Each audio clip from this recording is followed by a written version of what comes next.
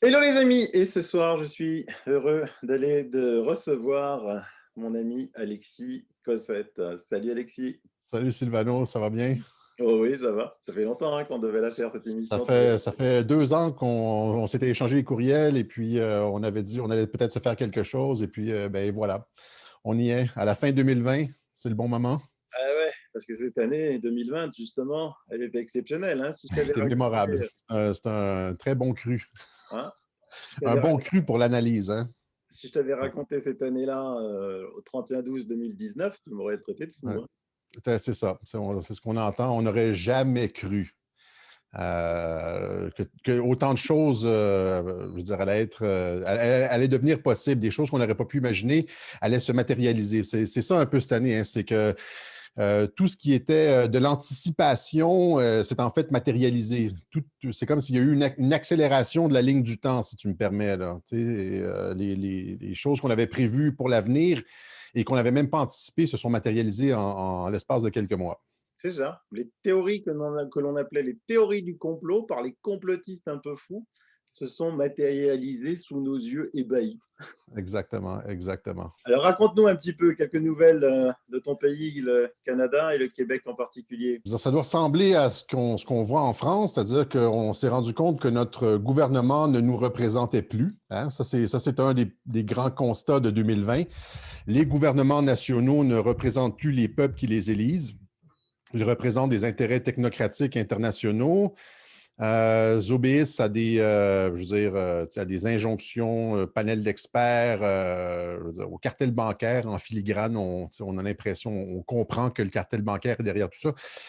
Mais oui, c'est ça, un gouvernement qui, ici au Québec, qui fait abstraction de toute logique, c'est-à-dire que, et surtout dans la communication, c'est-à-dire qu'il va dire, par exemple, que les manifestations ne sont pas des lieux d'éclosion de la COVID, et puis la semaine après, il va les interdire, va dire que les restaurants, les gyms, hein, les gymnases ne sont pas des lieux, ne sont pas dangereux, ne sont pas à risque, et la semaine d'après, va les interdire, c'est-à-dire que il y a comme une espèce de stratégie du choc, comme j'ai expliqué dans une des vidéos. Il nous dit, il fait exactement le contraire de ce qu'il dit. Il prend les mesures exactement à l'opposé de la logique de ses interventions en communication. Alors, la population est un peu ébahie, ne sait plus sur quel pied danser. Et voilà, c'est pour ça qu'on parle, je pense, un peu partout, et au Québec et en France, d'une augmentation des problèmes de santé mentale. C'est non seulement que les gens sont confinés, on a coupé toutes les activités sociales, tout ce qui procure du plaisir, c'est-à-dire même aller jouer au hockey à l'extérieur sur des patinoires publiques, c'est interdit.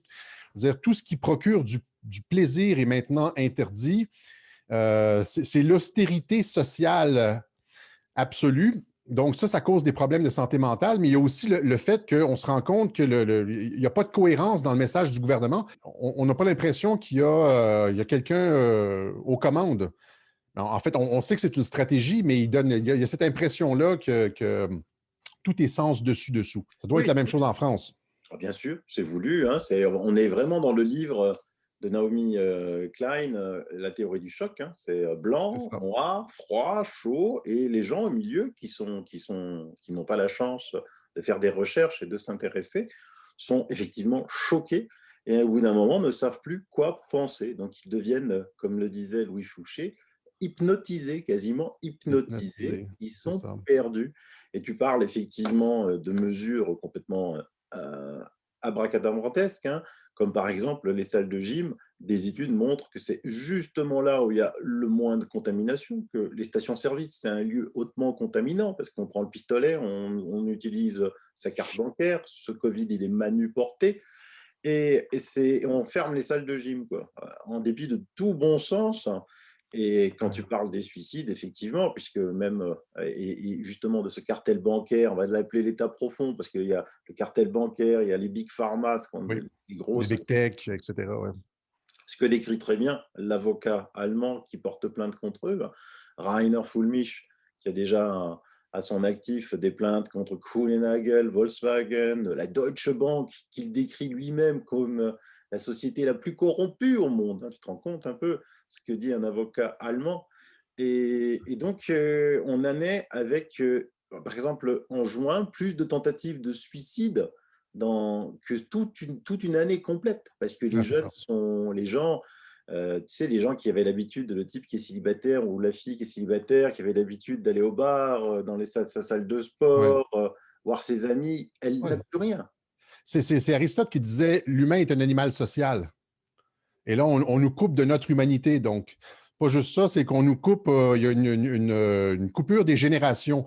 On nous coupe d'avec nos parents. Tu sais, on n'a plus le droit d'aller les visiter, etc. En EHPAD, on dit en France, en CHSLD, on dit au Québec. Et là, maintenant, c'est les enfants. C'est-à-dire que notre ministre de la Santé nous a dit durant le temps des fêtes, premièrement, il interdit les rassemblements, mais si vous devez in extremis rencontrer vos enfants, rencontrez-les seulement un à la fois. Alors, tu comprends, il y a cette volonté exprimée depuis longtemps chez les mondialistes là, de couper les générations, c'est-à-dire la filiation, la continuité temporelle de la famille, de la continuité historique des nations. Ils sont en train de couper ça. Il y a un livre de Arthur C. Clarke qui s'appelle Childhood's End en français. Et c'est exactement ça, c'est-à-dire que c'est la coupure entre les parents avec leurs enfants, c'est-à-dire que pour arriver à un monde nouveau, à un moment donné, un homme nouveau, un monde nouveau, il faut opérer cette rupture dans la continuité historique, dans la culture, les traditions, etc. Et c'est ce qu'ils sont en train de faire devant nos yeux. En plus, ils ne s'en cachent pas, ils le disent, hein, ils l'écrivent, ils le disent. C'est ça. Vraiment couper l'affiliation. Et on a vu ça quasiment, pas tous, heureusement, mais dans tous les pays du monde. C'est-à-dire qu'ils prennent exactement les mêmes mesures idiotes au même moment. Mais le truc, c'est que c'est seulement crédible si tout le monde le fait. C'est-à-dire que si un pays, on l'a vu avec la Suède, c'est que si un pays déroge, là, tout le monde se pose des questions. Alors, c'est important que tous les pays le fassent pour que ce soit crédible. Mais le problème de ça, c'est que ça montre que les pays ne sont pas souverains et ne sont pas capables de prendre des mesures spécifiques à leur population, à leur réalité géopolitique ou géosanitaire, pourrait-on dire.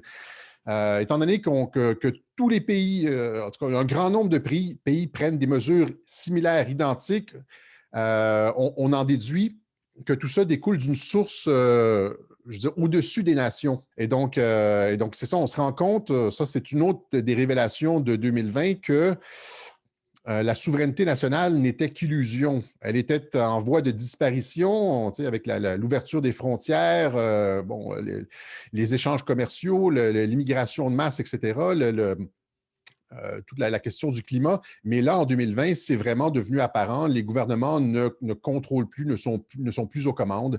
Ce sont des pilotes automatiques. On est sur le pilote automatique. Les décisions sont prises à la tour de contrôle et on applique ici comme je veux dire, ce sont comme des gouvernements régionaux là, d'une instance mondiale qui impose ses politiques, ses vues sur l'ensemble de la planète. Alors, chose extraordinaire, tout ça est issu d'un virus.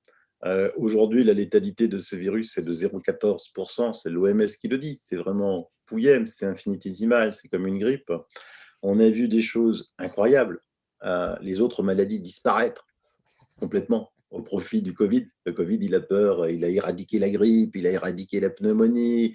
Oui. Et donc, tu as les médecins de plateau télé qui sont payés par Big Pharma qui viennent nous expliquer « Ah mais oui, mais il n'y a plus de bronchiolite, il n'y a plus de gastro, il n'y a plus de grippe, c'est grâce aux gestes barrières. » Et C'est ça. aucun journaliste n'ose poser la question « Mais alors, pourquoi ces gestes barrières ne sont pas efficaces contre le Covid ?» C'est Ça, ça, c'est c'est ça. une grande question. Et ça m'amène à une question, c'est-à-dire que nous, au Québec, on regarde ce qui se passe en France sur les plateaux. Tu parles des spécialistes de Big Pharma qui viennent parler sur les plateaux, mais il y a aussi un ensemble de professeurs, d'experts en infectiologie, des virologues de renommée internationale qui interviennent sur les plateaux. Et là, souvent, on a les deux côtés de l'histoire en France. Ici, au Québec, c'est unanime, mais il y a seulement une version à tout ça. On n'invite jamais aucun contradicteur sur les plateaux de télévision. Et là, ça nous amène à se poser la question ici au Québec, comment ça se fait que les gens en France ne sortent pas plus dans la rue alors que la mascarade du COVID a été, je veux dire, a été révélé. Je veux dire, à partir du moment où est-ce que les chiffres sont sortis, où est-ce que des journalistes, moi, on a vu des clips de Pujada, David Pujada, qui admet que c'est finalement comme une grippe, hein, l'Institut Pasteur qui disait que c'était comme une grippe, etc. On a des professeurs Toussaint, Raoult, Perron, etc., qui interviennent sur les plateaux, qui démontent systématiquement l'arnaque de la COVID et le peuple reste C'est un grand mystère parce qu'effectivement, je suis aussi d'autres pays, notamment l'Italie qui m'est proche.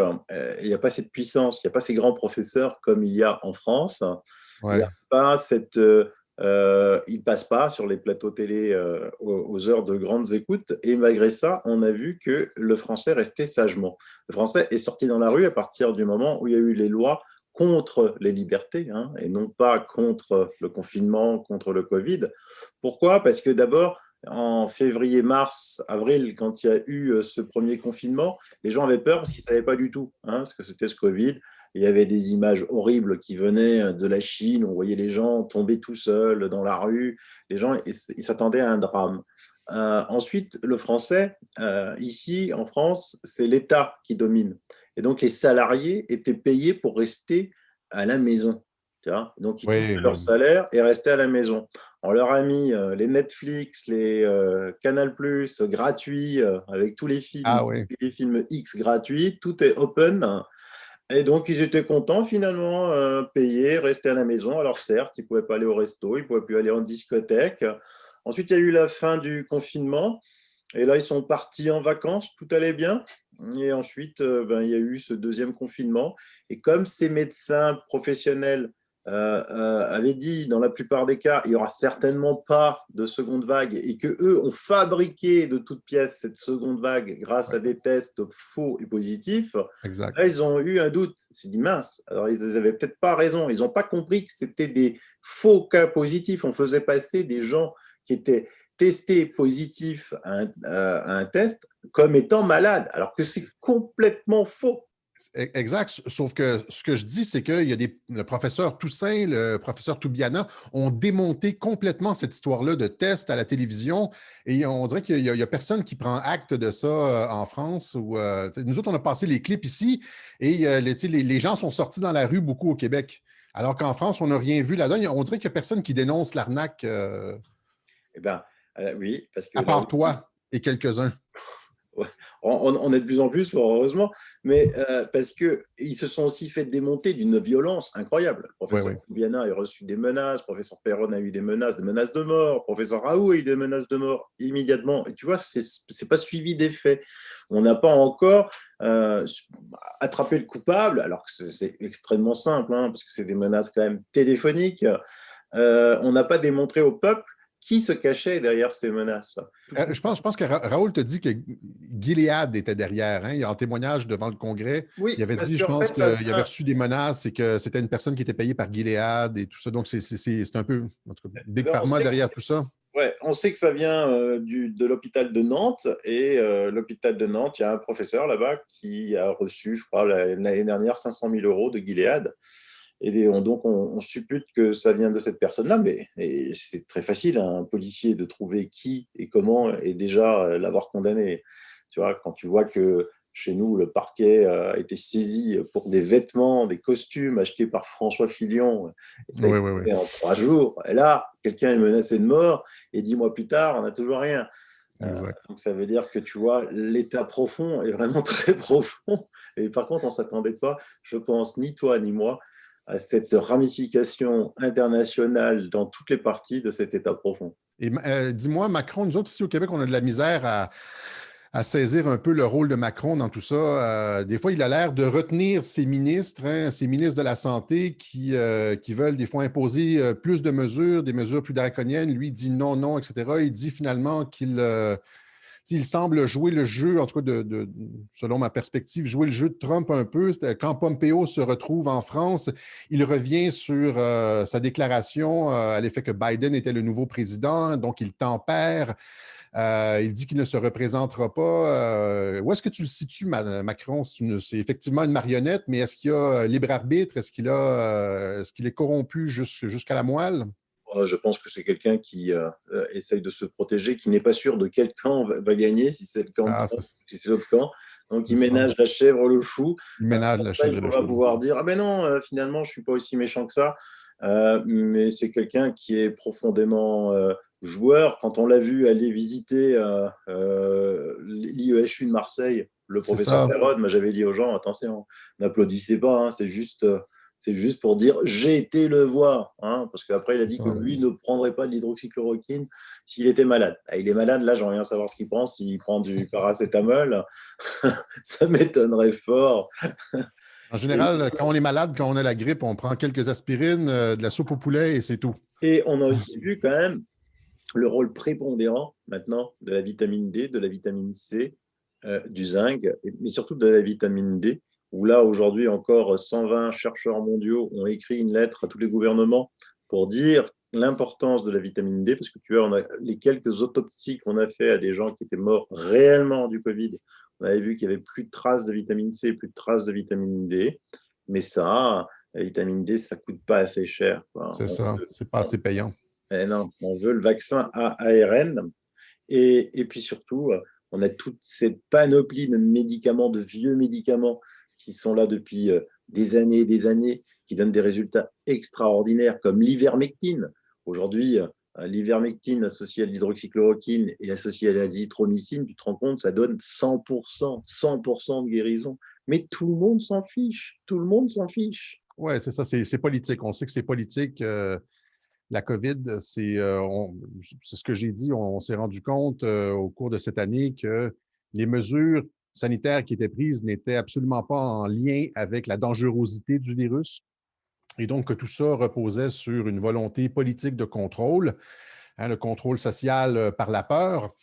Et là, on a eu justement le motif, en tout cas à la fin du mois de septembre, début du mois d'octobre, ils ont parlé du grand reset. Tu vois, c'est cette volonté de nous amener vers un monde où la propriété privée n'existerait plus, où l'ensemble de nos vies serait régi du berceau jusqu'au cercueil. On nous donnerait une allocation en énergie et tout ça. Donc, la technocratie absolue.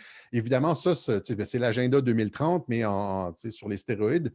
Et les populations mondiales, évidemment, n'auraient, en tout cas européennes, n'auraient jamais accepté ça naturellement. Et donc, ça prenait un événement comme une pandémie ou cette fausse pandémie et la peur qu'elle génère afin de faire accepter des mesures liberticides et de contrôle social comme celle-là aux populations. Alors, pendant toute l'année, les gens, pour moi, quand je me promenais sur la rue, je parlais aux gens, les gens me disaient, mais pourquoi est-ce que les gouvernements feraient ça? Pourquoi est-ce que les gouvernements gonfleraient les chiffres? Pourquoi ils nous maintiendraient dans le confinement et le contrôle social, etc.?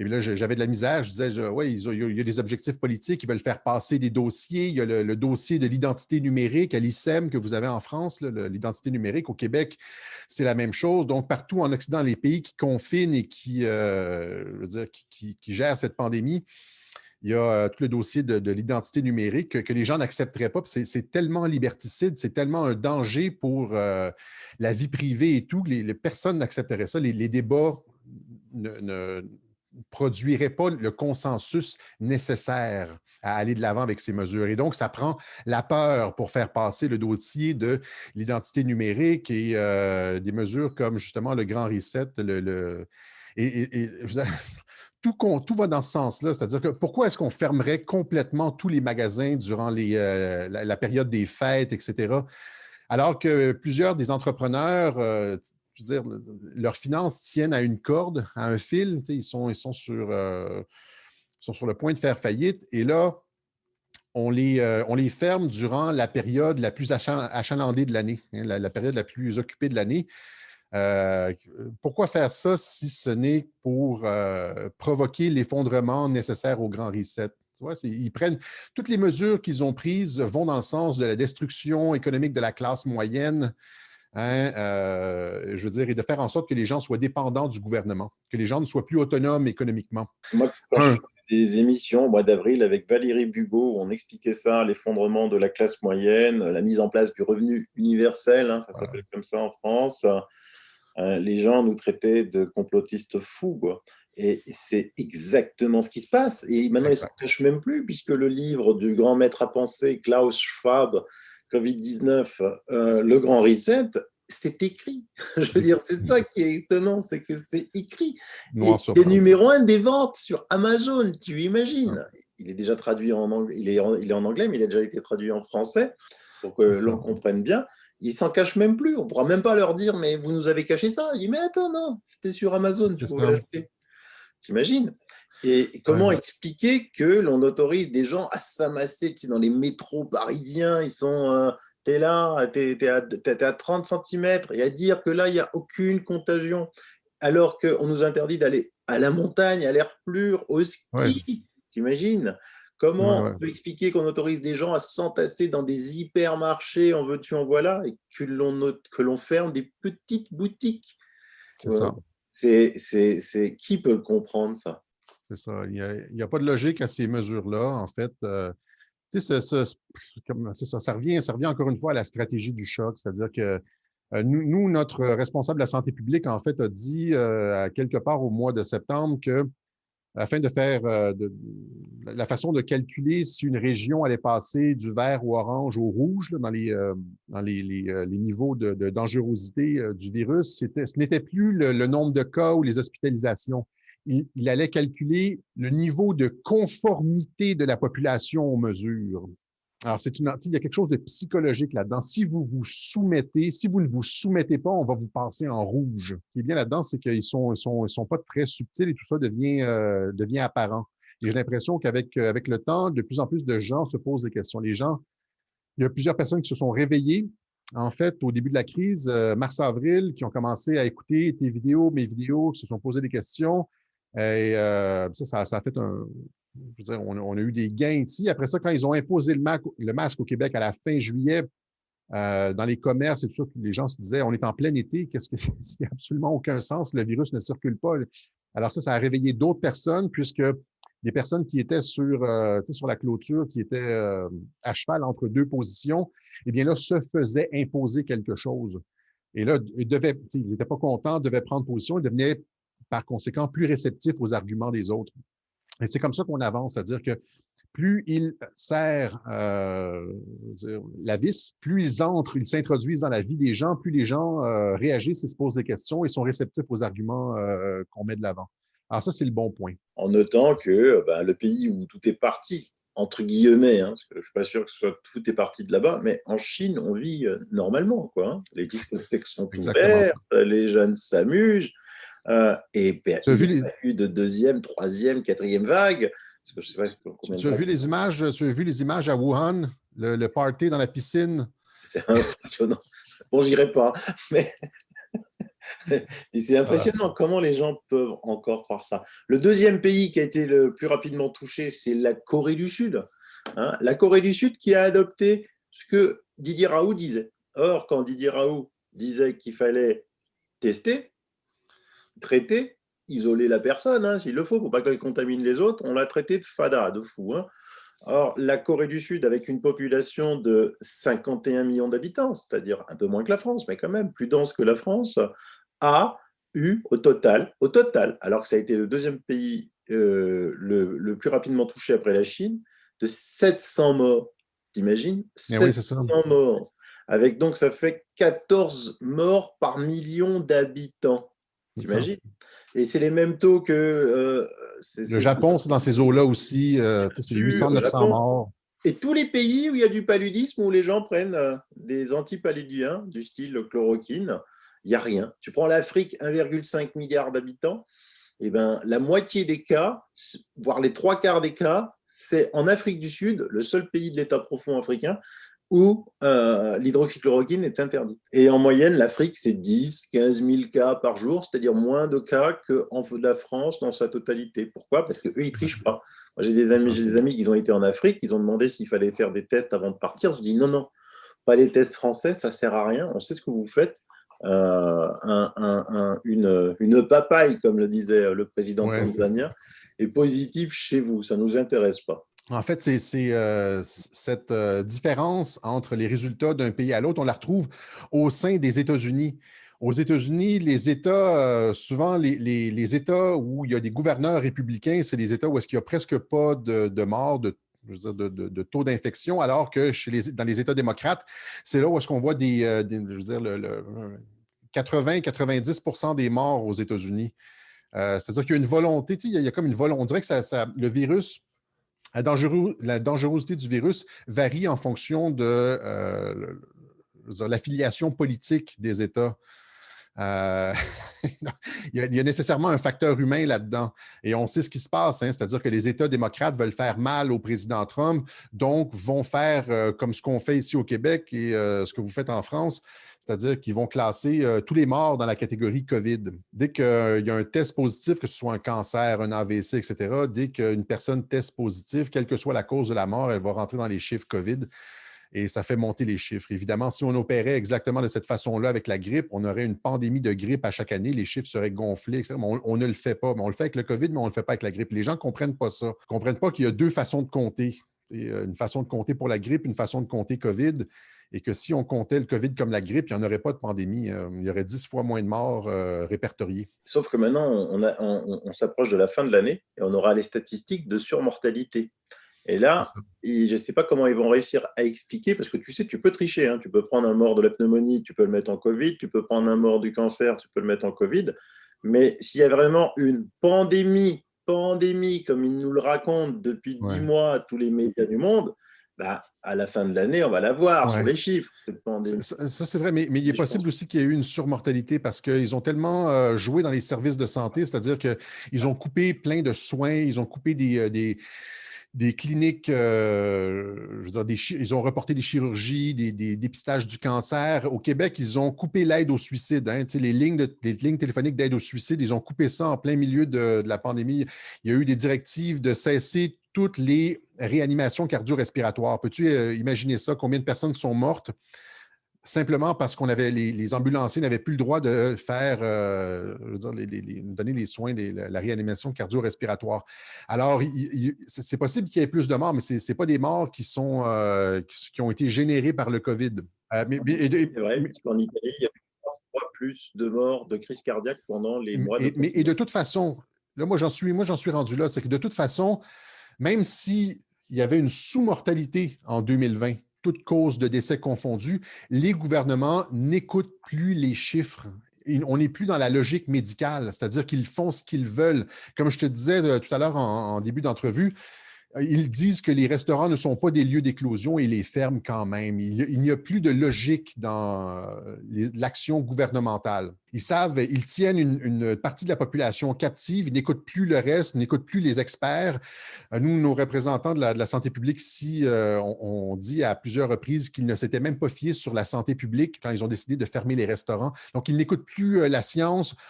On a l'Institut national de la santé publique du Québec qui a montré que les masques il n'y avait aucune preuve de l'efficacité des masques, 97 de causes de comorbidité dans les décès COVID. Le gouvernement n'écoute plus la science. Alors, on est essentiellement dans le politique et donc que même si ça ne sert plus à rien de donner des statistiques, des chiffres, etc., de montrer que c'est juste une grippe, de montrer que ce n'est pas dangereux, les gouvernements ont une directive politique, ont un impératif politique, un plan politique et les gens suivent.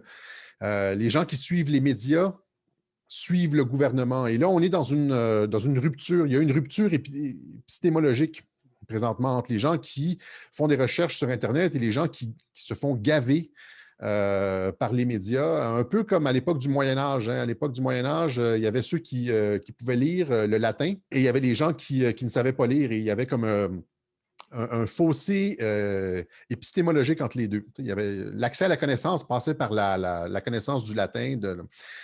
Et on vit un peu le même genre de clivage épistémologique présentement entre les gens qui font des recherches actives sur Internet, qui écoutent et qui lisent à gauche et à droite, et ceux qui, hors de tout bon sens, acceptent sans réfléchir la version médiatique. Il y a ce clivage-là.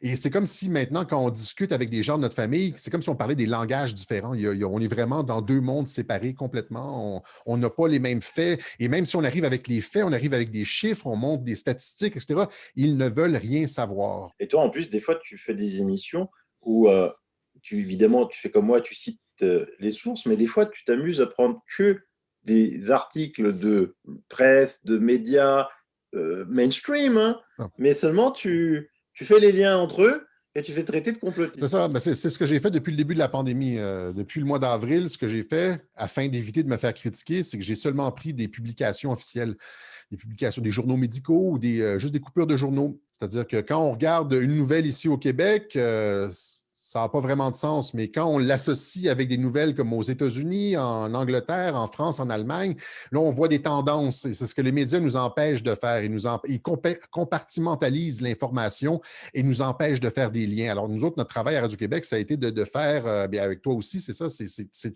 permettre aux gens de faire des liens et de comprendre ce qui se passe. Et pour ça, on est complotiste. En utilisant seulement, j'utilise seulement des sources journalistiques, c'est-à-dire des médias, le New York Times. C'est quand le New York Times dit que 90% des tests sont potentiellement des faux positifs, c'est pas moi qui l'invente, mais là, tu te fais traiter de complotiste, de répandre de la désinformation sur la COVID, alors que c'est seulement des sources médiatiques. C'est ça qui est paradoxal. Et moi, je me suis fait censurer une émission de YouTube sur YouTube uniquement, j'avais mis uniquement des sources du CDC américain et de l'OMS, Ah, c'est mais ça. pas de 2020, des autres années. Mais on m'a dit que non, il fallait suivre les directives de l'OMS. Je dis, ben, c'est ce que j'ai fait dans mon émission. C'est ça. Évidemment, plus de réponse, plus rien du tout. Juste pour leur montrer que ils savent rien, parce que évidemment, on Ouais. a affaire à des gens qui croient tout savoir.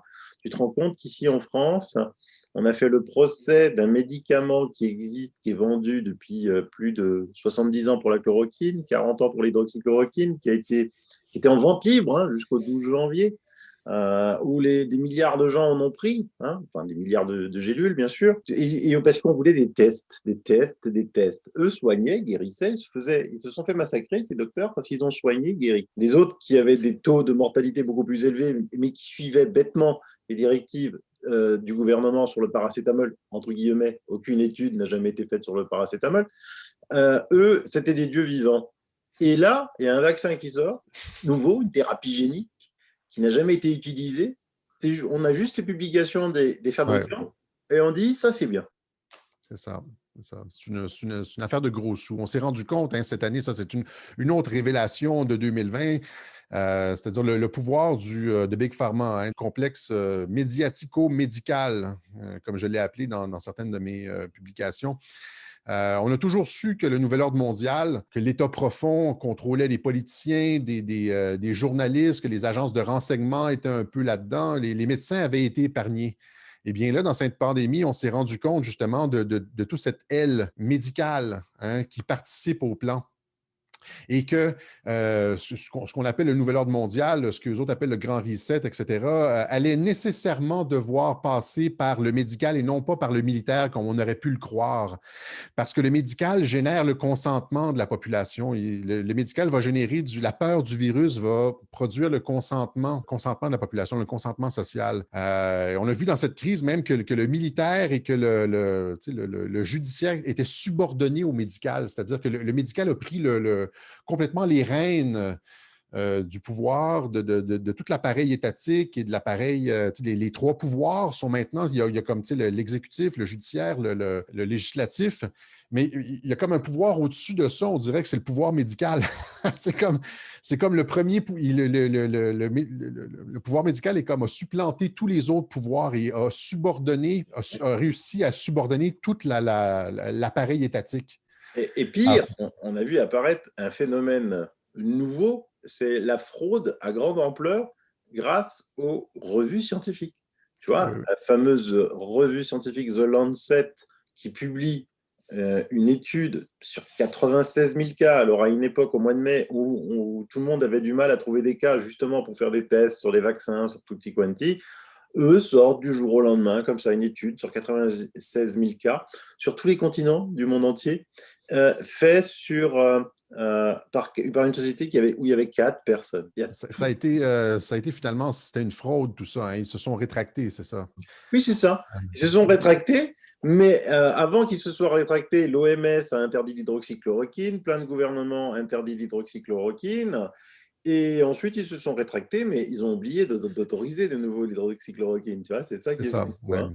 Et surtout, il n'y Ouais. a aucune poursuite judiciaire. J'espère que Rainer Fulmich, l'avocat allemand, va poursuivre The Lancet et les auteurs pour savoir qui les a commandités, qui se cachait derrière, qui les Ouais. payait. Ouais, mais moi, j'ai l'impression que les poursuites judiciaires vont venir un jour. Mmh. Je garde espoir là-dessus, c'est-à-dire qu'éventuellement, les populations vont sortir de leur état de somnolence et vont se poser des questions sur ce qui s'est passé en 2020. Et là, quand on va comprendre que ce qu'ont fait les gouvernements avec nos aînés, avec les personnes âgées, avec nos enfants, avec nos économies, avec nos entreprises, etc., et que tout ça n'était basé sur rien, il y a des gens qui vont être très, très, très, très fâchés. Et j'ai l'impression que c'est une fuite par en avant. J'ai l'impression que tout ça n'est possible que si Joe Biden gagne. Je ne sais pas si tu comprends. C'est-à-dire que le grand reset, tout ça, n'est possible que si Joe Biden accède à la présidence et que les mondialistes reprennent le contrôle, reviennent aux commandes de l'avion américain et pour piloter toute cette entreprise-là. Mais que si Trump, lui, réussit son coup de force et je veux dire, à se maintenir au pouvoir, renverser l'élection, tout ça va s'effondrer. Leur pouvoir va s'effondrer et c'est là qu'on va pouvoir assister à un renversement complet de la situation dans le monde, y compris pour le COVID, hein. Je l'ai déjà dit, on est à la croisée des chemins, c'est-à-dire que si Joe Biden rentre, c'est le grand reset et l'enfer je veux dire, du Mmh. communisme 2.0. Si Trump gagne, ben on conserve nos traditions, la famille, etc. Je veux dire, nos frontières nationales, c'est le contraire du nouvel ordre mondial. Heureusement que tu étais là, hein. Je tiens à te remercier pour avoir, des infos, fraîches, des États-Unis, parce que évidemment, tu t'en doutes, hein, en France, être pro-Trump, c'est une insulte en France, hein. Je ne sais pas C'est la si même chose ici, c'est la même chose ah ici. Moi, ah OK. j'ai perdu toute ma famille, moi. Ah bon? Toute la famille. Eh Mon ben, père, ma mère, mes sœurs. la vache, Ouais, c'est ça, ouais. c'est fou ça. Mais Ouais. ils reviendront un jour, C'est Alexis, ce que quand je ils me dis, c'est comprendront. ce que je me dis, ouais. Ils vont revenir. Mais et donc ici, c'est vraiment une insulte, c'est quasiment comme si tu étais un débile, quoi, hein. Ouais. Et il donne c'est là que je dis aux gens: «Mais alors observez, quoi, et observez quand même ce qui se passe aux États-Unis. Vous pensez vraiment que c'est un pays de demeurés?» Parce que Trump n'a pas volé les élections, hein. Trump les a largement, largement gagnées, ce qui a fait qu'ils ont été tellement étonnés de ce surplus de voix pour Trump qu'ils ont été obligés de mettre, la surmultiplier pour, la triche, la fraude. C'est Et puis ça. grâce aux médias, grâce aux réseaux sociaux qui sont tous évidemment mondialistes, et ben voilà, ils vont réussir ou pas. Toi, je sais que tu as énormément de pression parce que plein de gens attendent tes émissions avec impatience, les bonnes nouvelles d'Alexis, des bonnes nouvelles d'Alexis, mais toi, ça doit te générer une sacrée pression, ça. Oui, j'ai énormément de pression. Oui, oui. C'est quand il y a chaque fois qu'il y a comme l'apparence d'un revers, je suis inondé de courriels et de personnes. Rassure-nous, on a besoin d'un web journal ce soir, etc. Et, mais le truc, c'est que ça fait 3 ans que j'explique exactement la façon dont Trump opère. Et Trump opère toujours par la tromperie. Il donne toujours l'impression à l'adversaire qu'il a gagné, mais en fait, c'est lui qui remporte le dernier round. Ça a toujours été ça, ça a toujours été ça. Toujours le contraire de ce que les médias disent. Tu te rappelles, il y a 1 an de ça, on était en plein impeachment et c'était terminé. Tout le monde disait que c'était la fin de Donald Trump. Combien de fois les médias ont prédit, les experts sont arrivés sur les panels de télévision pour dire que c'était la fin de Donald Trump et il s'en sort toujours à la 11e heure. Il a publié une photo de lui plus tôt cette année. C'était sa tête sur le corps de Rocky Balboa. Tu sais, le Rocky 2, le film. Rocky 2, c'est 14 rounds où est-ce que Rocky se fait rentrer dans les câbles, il est en train de perdre, et il revient au 15e round. Ça, c'est Donald Trump. Il revient, il donne toujours, ça va dans le sens de Sun Tzu lors de la guerre, c'est-à-dire qu'il donne toujours l'impression à l'adversaire que l'adversaire est sous contrôle, mais c'est lui qui garde le contrôle en sous-main et il revient à la fin pour l'emporter. Donc, il ne s'est rien passé avec cette histoire d'impeachment. Et c'est la même chose avec je veux dire, il jouait au golf le lendemain de l'élection. À partir du moment où est-ce que les démocrates avaient fraudé cette nuit-là, c'était joué. Et l'étau ne va que se resserrer sur les démocrates. Joe Biden, qui est sous enquête, son fils est sous enquête pour avoir reçu de l'argent des Chinois. Joe Biden, qui est une menace à la sécurité nationale, Joe Biden qui est compromis, qui est acheté, qui est une personne qui ne... Parce que les gens ont pas...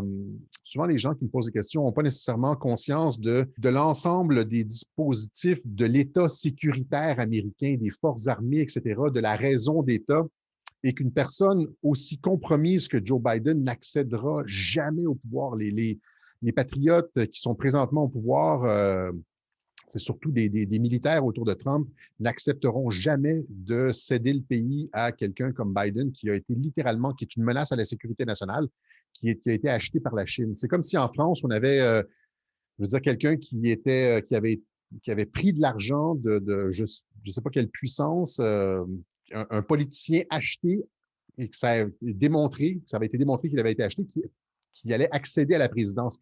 Personne n'accepterait jamais ça. Vous comprenez? Il y a des lois d'ailleurs qui l'interdisent. Et en plus, il y a eu la fraude. La fraude a été massivement prouvée. Ils ont toutes les preuves de la fraude. Ils ont les serveurs. Ça n'arrivera jamais. Il faut juste être patient et comprendre le jeu de Trump où est-ce qu'il appâte l'adversaire. J'ai récemment montré une vidéo de lui il y a 20 ans en entrevue avec Charlie Rose où est-ce qu'il dit essentiellement la stratégie qu'il applique présentement. Il dit, pour savoir qui est fiable, à qui je peux faire confiance, je voudrais, une fois dans ma vie, faire exprès, je veux dire, tout perdre pour savoir qui est réellement avec moi. Tu sais, comme faire une opération où est-ce que tu fais semblant de tout perdre pour savoir qui reste fidèle, qui te plante des coups de couteau dans le dos, alors que sans ce genre d'opération-là, on ne peut pas le savoir. Qui est corrompu, etc. Et là, on a vu des gouverneurs républicains, des juges, qu'on croyait fiables, des sénateurs qu'on croyait fiables, se retourner contre le président. Mais ça, c'est une stratégie délibérée. Il ne fait qu'opérer comme ça depuis 3 ans. Radio-Québec, ça fait 3 ans qu'on montre exactement ce modus operandi du président, où est-ce qu'il donne de la corde à ses adversaires, il les laisse croire qu'ils sont en contrôle, et puis à la fin, clac, il revient et c'est ce qui va se passer lors de cette élection. Mais il y en a aussi qui disent que Biden serait qu'une simple marionnette, qu'il est là pour sauter, pour laisser la place à Kamala Harris. Qu'est-ce que tu... Oui, oui, c'est ça. Moi, j'ai longtemps pensé que c'était Michelle Obama. Elle a été en campagne pendant 1 an, Michelle Obama. Je veux dire, alors que Joe était le candidat le plus faible. La faiblesse de Joe Biden rend difficile la fraude électorale, c'est-à-dire qu'il était tellement faible comme candidat que le total de votes qui a été nécessaire de lui donner pour voler l'élection est incroyable, invraisemblable. Pour un candidat qui n'a pas fait, qui était vieux, qui marchait ses mots, qui n'avait pas vraiment de politique, qui n'a pas fait campagne, qui était caché dans son sous-sol, d'avoir eu plus de votes que Barack Obama, alors que c'était la folie avec Obama, ça rend ça invraisemblable. Et donc, j'ai jamais cru que Joe Biden c'est un candidat tellement faible que Mais oui, c'est ça, c'est un candidat, comme tu dis, qui est remplaçable. C'est sa fonction première et qu'il est remplaçable. Et je crois pas que c'est Kamala Harris. Kamala Harris, c'est une inconnue. C'est rien du tout, Kamala Harris. Ce n'est pas une politicienne ni aimée, ni bien connue. C'est une kidam. Elle pourrait le remplacer pour l'instant, mais je ne pense pas que ce soit le plan A. Kamala Harris, c'est un plan B, un plan C, mais pas un plan A. Alors toi, tu es aussi souvent associé en France avec le réseau QAnon. Et donc là, évidemment, c'est les théories du complot, c'est l'extrême droite. D'où vient cette idée d'associer Q à des théories d'extrême droite? Parce que chez nous, l'extrême droite, on ne l'a pas entendu là pendant la pandémie. Oui, ben c'est un peu, je veux dire, c'est quiconque s'oppose, résiste aux mondialistes, reçoit toutes ces étiquettes, hein, extrême droite, etc., antisémite, whatever, pro-violence, menace à la sécurité nationale. Je pense que les Gilets jaunes ont tout eu ça il y a 2 ans. Hein, chemise brune, c'est la litanie habituelle. Ils sont dans l'incantation, comme on dit. Ils répètent des mantras, mais il y a pas. Si on lit les messages de Q, au contraire, c'est très, très fraternel. Q dit c'est presque du multiculturalisme. Hein, il y a des gens qui n'aimeraient pas ça. Tous unis pour la patrie. Il n'y a pas de. On a tous la couleur de notre sang est toute la même. Il n'y a pas de couleur chez les patriotes, tous ensemble. C'est les médias qui essaient de nous diviser en fonction de la race, de l'orientation sexuelle, du genre. Et donc, c'est un mouvement d'unification. Je vois pas du tout où est-ce qu'ils vont chercher leurs étiquettes d'extrême droite ou c'est la propagande médiatique. Et moi, j'ai vu une info, mais alors complètement étonnante. Et alors là, j'y comprends rien du tout. Des soldats chinois s'entraîneraient au Canada. Ouais, c'est ça. Oui, c'est ça. Eh bien, c'est tout à fait, c'est à l'image de Justin Trudeau qui n'a cessé depuis, en fait, depuis 2015, qui n'a cessé de planter des coups de couteau dans le dos de Donald Trump dans la campagne de 2015-2016, la présidentielle de 2015-2016. Il invectivait Donald Trump. Lors du G7 en 2018, il lui a planté aussi un coup de couteau dans le dos. Alors qu'il y avait eu un consensus sur la déclaration, il était sorti. Trump avait quitté à bord d'Air Force One. Et là, Justin Trudeau était sorti en conférence de presse pour attaquer le président Trump. Le Trump a dit finalement, bon, on va se retirer de l'accord puisqu'on nous attaque comme ça. Donc, il ne cesse de miner la relation entre le Canada et les États-Unis, d'attaquer Donald Trump. Trudeau, c'est un mondialiste, c'est parmi les pires, hein, avec Merkel. Et donc, le paradoxe là-dedans, c'est que normalement, le Canada est le plus grand allié des États-Unis. On a une frontière, je pense que c'est la plus grande frontière non protégée sur Terre. On a une frontière commune, les échanges, notre économie dépend des États-Unis, on a des alliances militaires. Et là, c'est comme si en plein milieu de la guerre froide, parce qu'il y a une guerre froide entre les États-Unis et la Chine, c'est comme si en plein milieu de la guerre froide avec la Russie, avec l'URSS, eh bien, le Canada invitait des troupes russes à venir s'entraîner au Canada à quelques kilomètres de la frontière.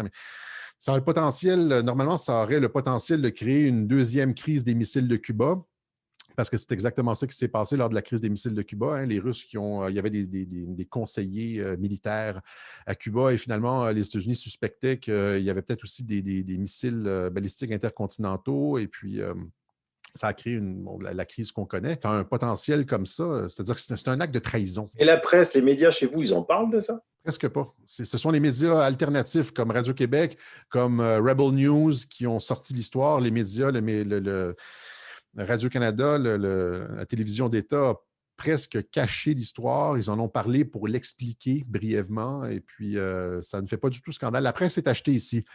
Trudeau, peu après son ascension au pouvoir, a donné 600 millions de dollars pour stimuler les médias, hein, les maintenir à flot. Ils lui sont reconnaissants. Chez nous, c'est pareil. Hein. En plus, ils appartiennent tous au grand patron du CAC 40, hein, donc qui doivent tous des services aux C'est la grosses. même chose. C'est la même chose ici. C'est les milliardaires qui possèdent les médias, plus les médias gouvernementaux. Donc, on est, mis à part les milliardaires qui possèdent les médias, on est un peu comme en URSS, c'est-à-dire qu'ils ne survivent qu'à travers les subventions gouvernementales et donc ne mordront pas la main qui les nourrit. Mais toi, tu es très connu maintenant au Québec, parce que Québec, c'est combien d'habitants, le Québec? 8 millions, un peu comme la Suisse. Tu es 8 très millions. connu, tu dois embêter ces genres de médias quand même. Ah, ils nous ont fait la totale au mois d'octobre. Ah, j'ai été. Oui, oui. Qu'est-ce que tu as fait? Je veux dire, ils nous ont, à partir du moment où est-ce qu'ils nous ont bloqué les comptes Facebook et YouTube, c'est sorti dans tous les médias. Et je veux dire, j'ai été l'objet d'attaques ininterrompues depuis le mois d'avril. C'était presque à toutes les semaines à la radio, Alexis Cossette-Trudel, Radio-Québec, fausses nouvelles, théorie de la conspiration, etc. Il y a eu une émission spéciale à Radio-Canada sur le mouvement QAnon, où est-ce qu'on me donnait j'ai participé à l'émission afin de minimiser les dommages et ils nous ont fait la totale là, pour nous détruire, nous décrédibiliser. Maintenant, tout le monde au Québec, ça c'est le bon côté, tout le monde au Québec connaît le nom.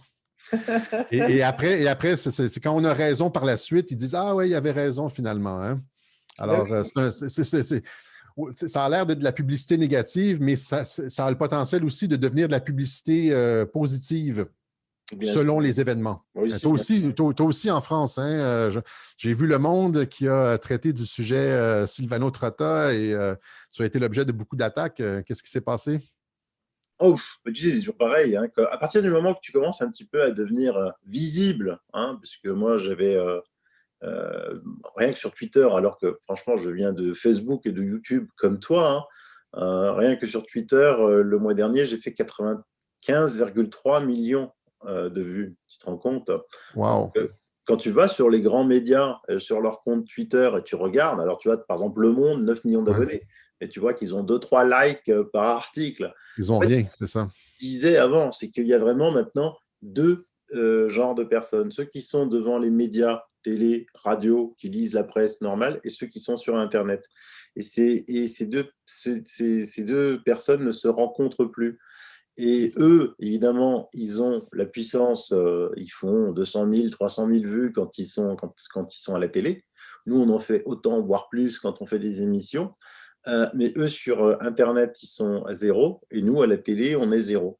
Mais C'est donc, comme ça. ils n'aiment pas ça, et que déjà, en 2019, il y avait un sondage qui était sorti que plus de la moitié des Français ne faisaient pas confiance à ce que racontaient les médias officiels, je pense Mhm. qu'aujourd'hui, ce ratio a encore augmenté. Là, ils se Ouais. disent, ben, c'est à cause des réseaux sociaux, quoi, hein. On Ouais, entend c'est de ça. plus en plus de voix dire il faut surveiller, contrôler les réseaux Oui. sociaux. Donc, tu vois, on a été censuré. Moi, j'ai été censuré 30 jours de Facebook. Sur ma chaîne YouTube, je ne peux plus publier jusqu'au je ne sais plus quand, bientôt. Mais de toute façon, tu n'as plus le droit de rien dire sur YouTube, sinon tu es censuré. C'est ça. Les règles sont devenues drastiques. Donc, on a été sur Odyssey, mais là, il y a des problèmes de bande passante. Ils ne veulent pas trop investir. Donc, toi, j'ai vu que tu es parti sur Rumble. Rumble, c'est ça. Il y a beaucoup de grosses chaînes aux États-Unis qui sont allées sur Rumble. Les gens qui sont un petit peu sur ma ligne d'analyse, là, les actions du président Trump sont allés sur Rumble. J'ai vu. Donc, ça semble être quelque chose de solide. Si tu lis les articles, il y a beaucoup de personnes qui parlent de Rumble comme un compétiteur sérieux à YouTube. Il y a eu plusieurs articles qui ont été publiés là-dessus. Le truc, c'est qu'il faut, Rumble, il faut que tu payes. Donc, c'est un service. Il y a comme des frais. C'est pas très élevé, mais c'est professionnel. Ah Mais il n'y ouais, a pas de problème comme avec Odyssey. d'accord. Eh ben, écoute, j'irai voir. Et donc, à partir de là, ben, il faut qu'ils te détruisent, quoi. Et donc, C'est ça. voilà, j'ai eu le droit en février ou en mars à un blog sur Twitter, l'Extracteur, qui me suicidait toutes mes anciennes émissions.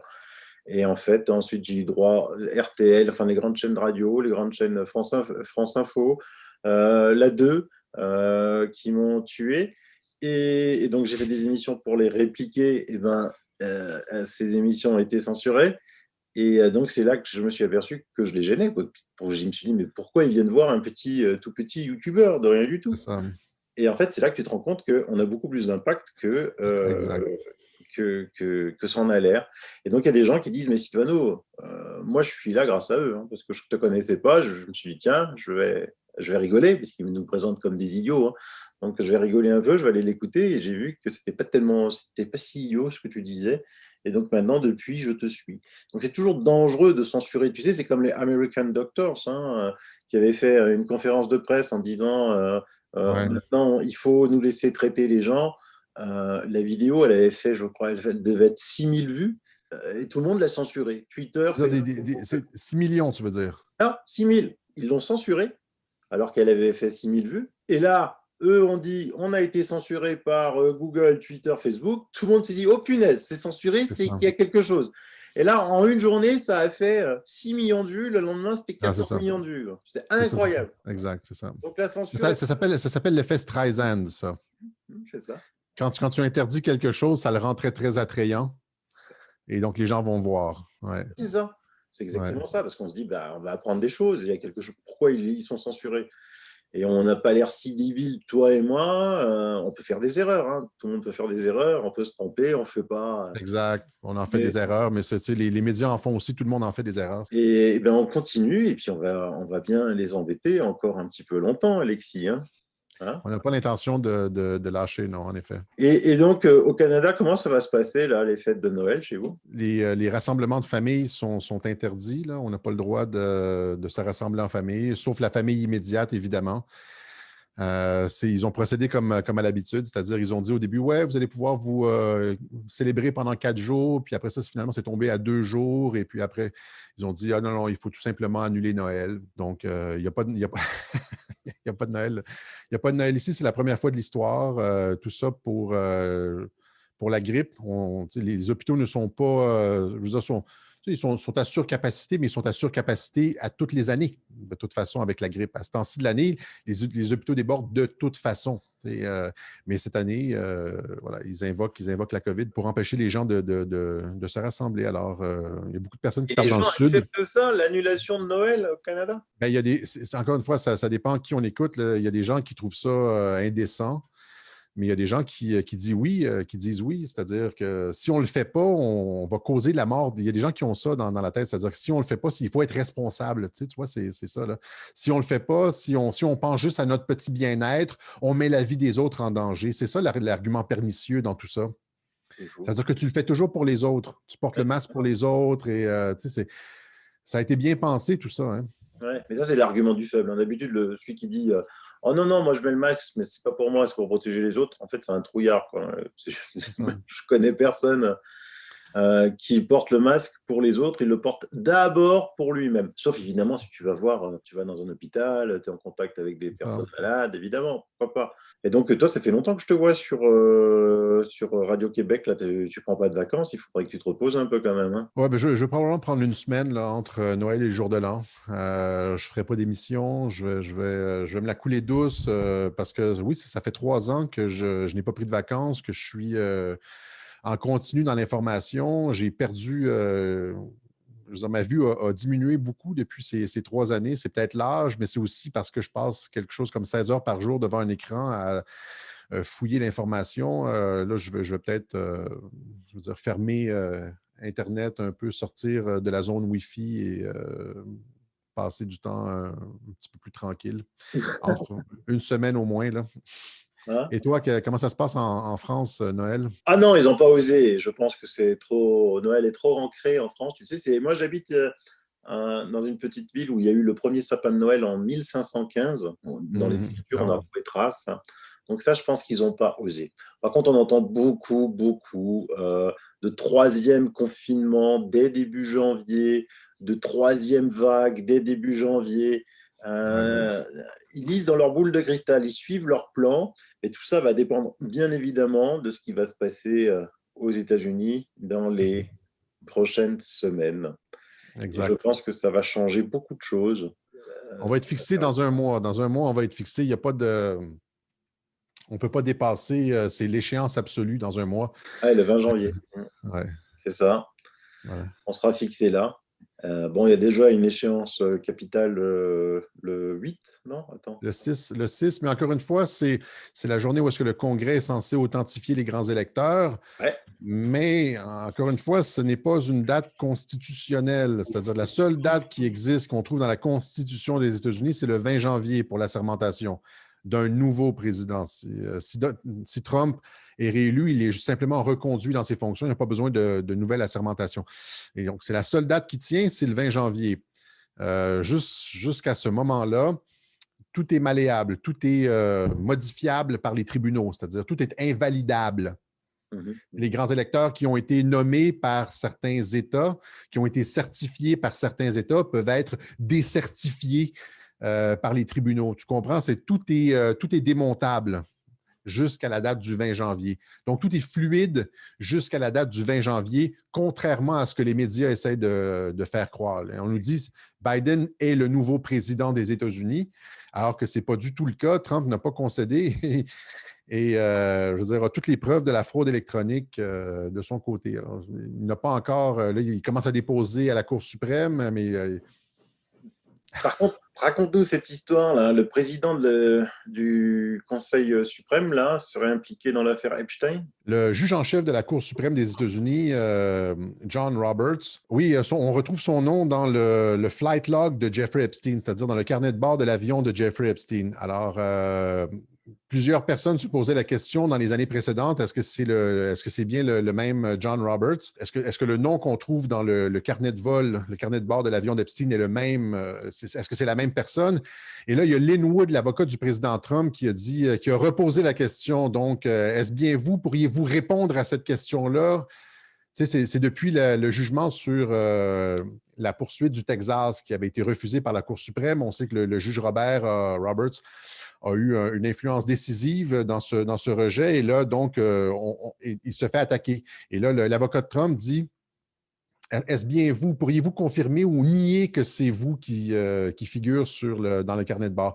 Mais il n'y a pas seulement ça. Il parle aussi d'un enregistrement téléphonique. Lin Wood, l'avocat du président Trump, dit avoir entendu ou être en possession d'un enregistrement téléphonique entre John Roberts, le juge en chef de la Cour suprême, et un autre juge de la Cour suprême des États-Unis, un enregistrement dans lequel John Roberts dirait « Je vais arrêter cet enfant de pute ou cet enfant de chienne, je vais l'empêcher de se faire réélire. » Et là, et donc, ce que ça montre, c'est que les tribunaux sont biaisés. Tu vois, il n'y a pas d'indépendance de la justice, il y a une motivation politique derrière ça. Donc, il y a eu beaucoup d'attaques sur le juge en chef de la Cour suprême, qui est censé être un républicain, hein, qui est censé être un juge conservateur, qui a été nommé par un président républicain, mais qui vote toujours contre Trump. Il vote toujours avec les démocrates. Donc, tu sais, c'est nécessairement une personne compromise.